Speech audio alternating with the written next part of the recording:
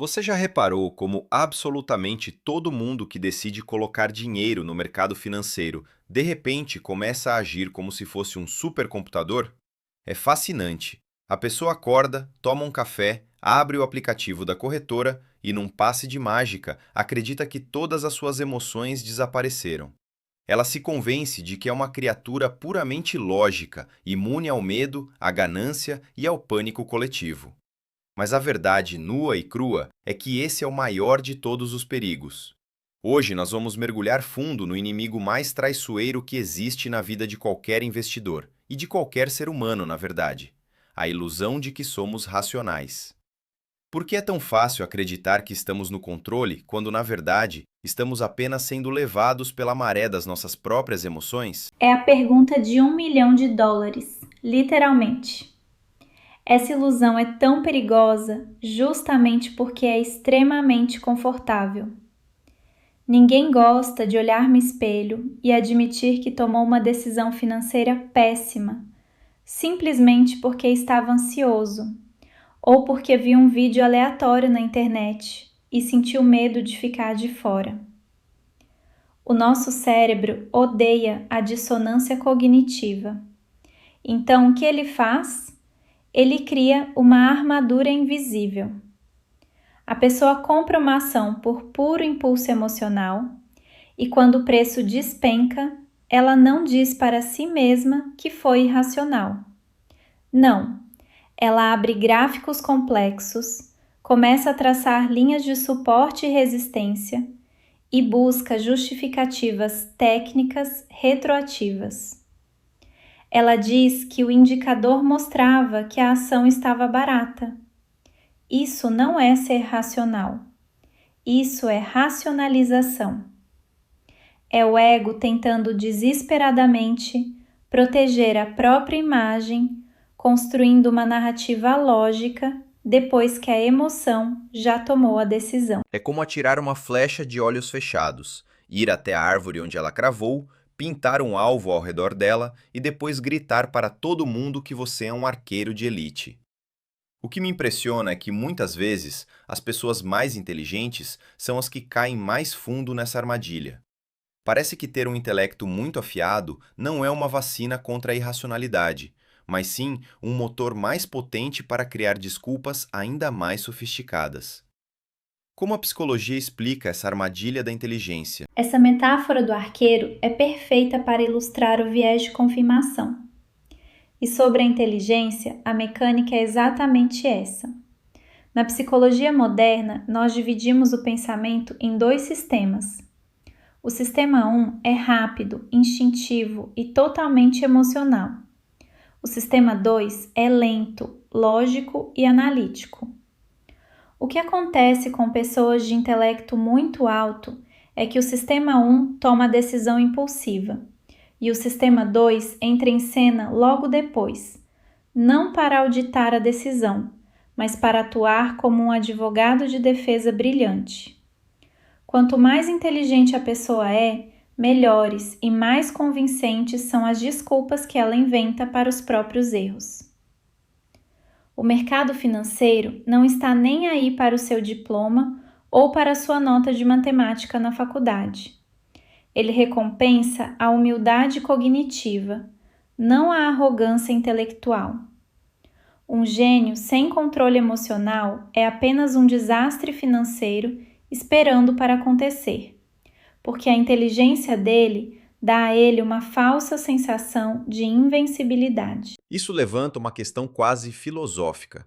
Se o nosso próprio cérebro trabalha ativamente para nos enganar com essas justificativas perfeitas, como podemos confiar nas nossas análises?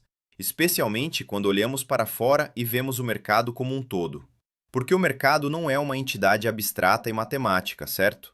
Ele é um reflexo direto da psicologia das massas. Se cada indivíduo já está lutando contra os próprios vieses, o mercado inteiro é um oceano de emoções descontroladas.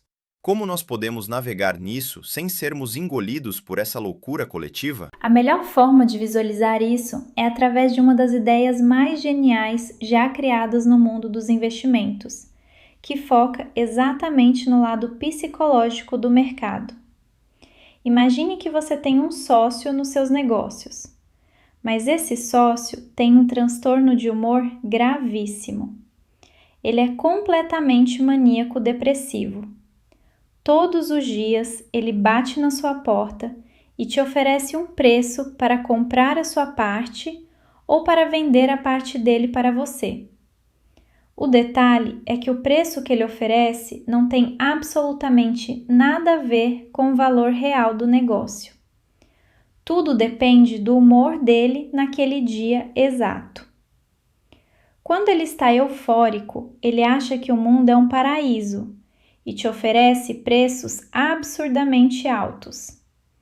Quando ele está deprimido, achando que o apocalipse está chegando, ele oferece preços minúsculos. A grande ilusão coletiva é olhar para esse sócio maluco e achar que ele sabe de alguma coisa secreta que você não sabe. Nossa, pensar no mercado como uma pessoa com oscilações de humor muda completamente a perspectiva. Em vez de olhar para o gráfico piscando em vermelho e pensar que o mercado sabe que a empresa vai falir e você precisa vender tudo agora, você passa a pensar que o seu sócio acordou em um dia péssimo e está em pânico. Isso tira o peso da autoridade do mercado e externaliza a loucura. A volatilidade deixa de ser uma informação assustadora e passa a ser apenas um ruído emocional. Mas, na prática, ir contra a maré é assustador. Nós somos seres tribais. A evolução nos ensinou que, se a tribo inteira está correndo para um lado, é melhor você correr junto. Como desligar esse instinto de sobrevivência primitivo quando estamos lidando com dinheiro? Esse é o ponto crucial. A prova social é um gatilho fortíssimo. Quando vemos todos comprando, o nosso cérebro primitivo interpreta isso como um sinal de segurança. Resistir a isso exige um esforço consciente e contínuo, o que podemos chamar de coragem intelectual. É a capacidade de ficar confortavelmente sozinho com a sua própria tese, baseada na sua análise, enquanto a multidão inteira grita que você está errado. E para conseguir isso, você precisa de um antídoto prático. Não basta apenas calcular a margem de segurança financeira de um ativo. É preciso construir uma margem de segurança psicológica. É necessário criar filtros, barreiras artificiais entre o estímulo externo que o mercado te dá e a sua reação interna. Barreiras artificiais.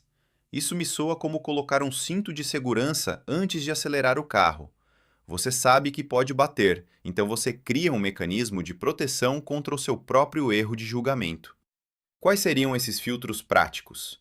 Como alguém que está ouvindo a gente agora pode construir essa margem de segurança psicológica na próxima vez que abrir o aplicativo para investir? Eu costumo usar 3 filtros fundamentais antes de tomar qualquer decisão importante, e eles funcionam como um freio de mão para o cérebro emocional. O primeiro é o filtro do tempo. Eu me pergunto: se eu comprasse isso hoje e fosse proibido de olhar a cotação pelos próximos 6 meses, eu ainda assim faria essa operação? Isso elimina instantaneamente aquela ansiedade de curto prazo.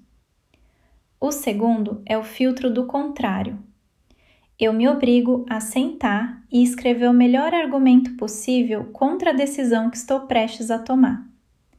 Se eu não consigo articular o lado oposto com clareza, é um sinal vermelho gigantesco de que estou sob a influência da ilusão de confirmação.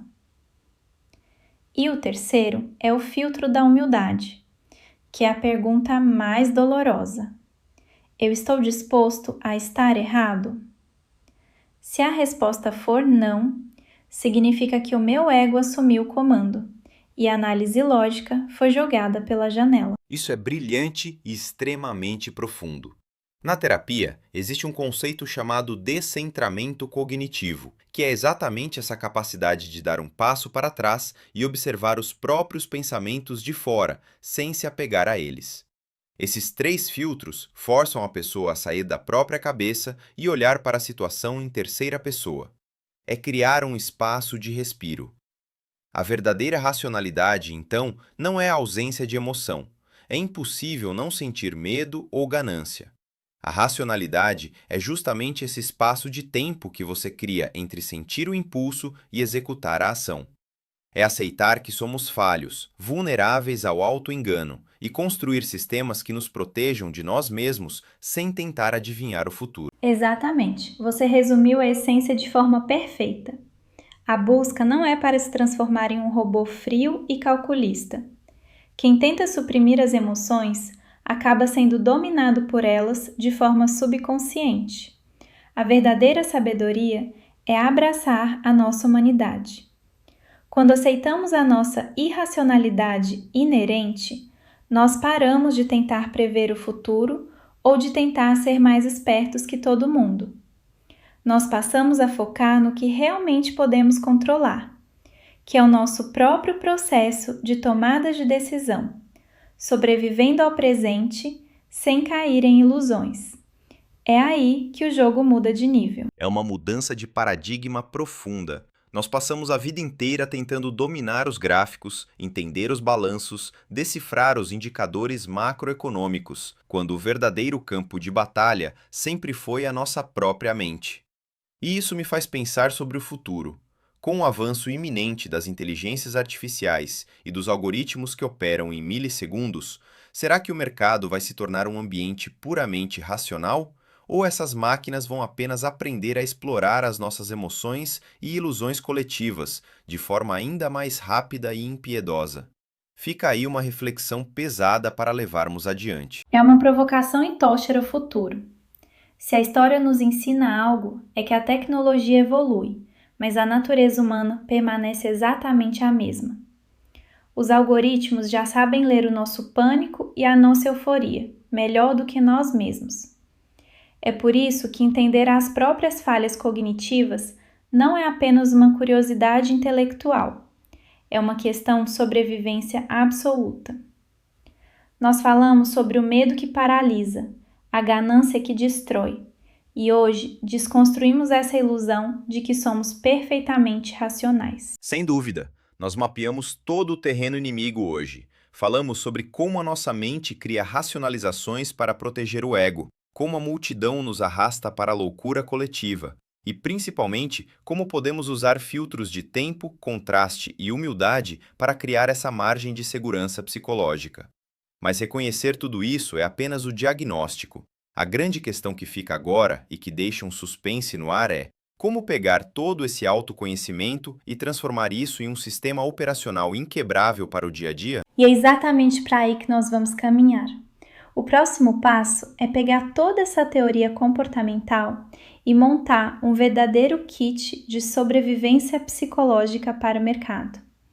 Vamos construir juntos um método prático para blindar a mente contra essas 3 emoções simultaneamente, garantindo que a sua tomada de decisão seja resiliente de verdade. Então, se você quer parar de ser refém das suas próprias desculpas e finalmente assumir o controle real das suas decisões, você não pode perder o nosso próximo encontro. Vai ser o momento de colocar a mão na massa e construir a sua armadura definitiva. Pense sobre os filtros que discutimos hoje. Qual deles você tem ignorado nas suas últimas decisões? Reflita sobre isso, salve este episódio, compartilhe com quem precisa ouvir essas verdades desconfortáveis e nós nos vemos no próximo nível dessa jornada.